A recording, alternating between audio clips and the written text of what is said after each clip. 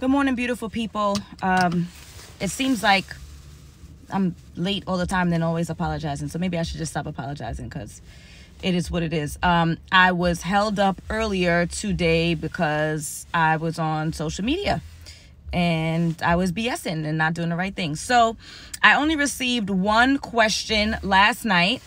Good morning, everybody. This is Alison from Align with Alison. If you're just joining me for the first time, welcome, welcome, welcome. So every Tuesday night, I drop in my stories and I ask if there's anybody who has a question in regards to relationships, which I will then answer the next morning. So it gives, folks like 12 hours to see the story, to consider whether or not they want to ask. They ask, and then I come on here. I'm crazy multitasking. This is my life. I'm always running around doing 1,000 different things. So right now I'm sitting in the parking lot of Home Depot because I need to run into Home Depot to buy something. And then I have work, and then I have other work, and this is my life, and it's okay. So last night I only received one relationship question. So this should be a very, very quick live. Good morning, everybody. I only received one relationship question. So this will be a very quick live in comparison to last Wednesday. I think I received 3. So the question that was asked of me last night was in regards to dating online. I received a question from someone. It always stays anonymous. And the question was, should I give dating apps a chance? The quick answer is yes. Yes. Now, even before COVID, I would have said yes. And the reason why I'm an extreme proponent for online apps, online dating, is because we use the internet for everything.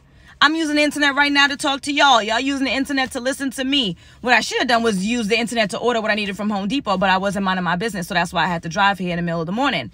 Point being, why would you not want to use the technology that the Lord has provided us, as we do for everything else?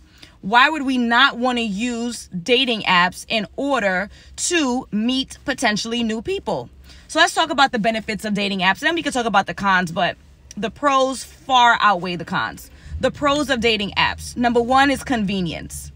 You have the opportunity to meet lots of people way more than you would if you were in a social setting. So if you go to a social setting, is it practical that you be able to meet potentially 10 mates, 20 mates, 50 mates, depending on how long you stay on the app and you keep swiping? You could go through 100 people in a night if you really wanted to. There's no other opportunity for you to meet people than as quickly or in an abundant amount as you would find as you. I keep getting distracted. I'm sorry, y'all. It's all the waves. I'm gonna stop waving at people. I love y'all. You will not be able to meet as many people as you could on a dating app in one night that you could in comparison to going out socially. So number 1 is convenience. You're meeting people in the comfort of your own home. You don't have to dress up. You don't need no haircut. You don't need to get your hair done. You ain't need to do nothing. You ain't gonna buy nobody any drinks. You don't have to pretend that you're listening to someone. You keep swiping, and then you have an opportunity to meet as many people as possible. So convenience is number 1, right? Number 2 is cost. So even if you're paying for an app, which I highly recommend that you pay for an app. If it were me, I would not even be on an app that's free. If it's free, it is not for me when it comes to vetting and dating people. However, it's way more cost effective for you to pay $20 a month to be on an app than it would $20 a drink if you go into a bar to try to meet a woman.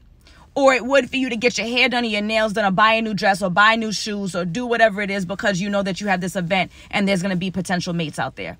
So I'll say again, it is cost effective for you to pay for an app. Those are the only apps that I recommend. Than it is for you for a night on the town to maybe see someone who might be interested in you. So again, we have convenience and then we have the cost element. Another benefit is that you could do it at your leisure. So again, especially in regards to COVID, there are not as many social events that you would be in a position to meet somebody organically. You're not in a position to go to the bar and go to the coffee shop and go to the gym and then you can't even see half their face. You can't even see half their face, which we all know is the initial attraction to people in most parts. So the opportunity for you to date on an app, to use a dating app, again, I highly recommend that you pay for. If you're not paying for it, it's not quality, it's not worth your time, is that you can do it without much,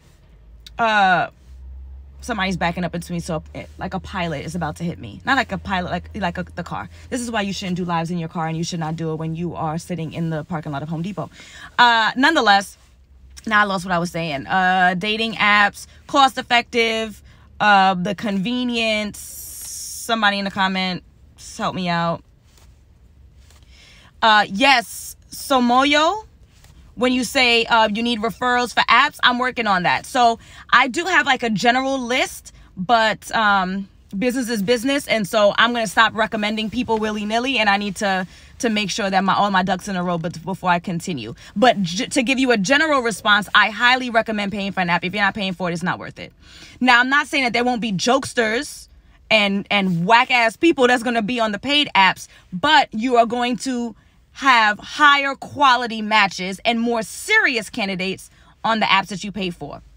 So in regards to the downside, right? So in the downside, the obvious number one downside of online dating is catfishing. You don't know if the person that you're actually speaking to is the person that's being represented in the photos. However, that is a very easy fix, people. So you receive that match, you seemingly like the person, they DM you, you connect to them, whatever, what have you, right? Then you start messaging them. You need to immediately transition to a FaceTime. Guess what, y'all? This is what I look like. This is me. I mean, sometimes, I have my hair rolled up when I'm in bed, but this is me. It's what I look like. I got on lip gloss. I kind of did my eyebrows a little bit. I got fake lashes on. I'm sure y'all know that. But this is me. This is what I look like. If you FaceTime somebody, you're going to be in a position to know that they are who they say they are. So, I mean, if you don't have an iPhone, you come on, Android people. You know what I'm talking about. FaceTime or whatever the equivalent may be. You can use, I don't know, WhatsApp has a feature, whatever it is. So again, the biggest downside on online dating is that you may encounter people who are misrepresenting who they are. That's their picture from 10 years ago when they still had a hairline. That's their picture when they still had a waist. Yes, WhatsApp video chat. Nonetheless, if you FaceTime with them, you're going to be in a position where you can see what they look like. And so, again, that's alleviated. You don't have to worry about are they who they say they are. Because, look, this is me. This is what I look like. This is me. Okay? So, I'm going to hop off real quick because I have... I think it's the sun, girl. It's the sun. Thanks, JoJo. I'm going to hop off real quick because I do have a call, an alignment call with a wonderful young lady. And then I have to get into this Home Depot that I'm watching and I'm sitting in front of. And then I have to get back to work. Don't tell my boss, all right? Love y'all and adios, amigos.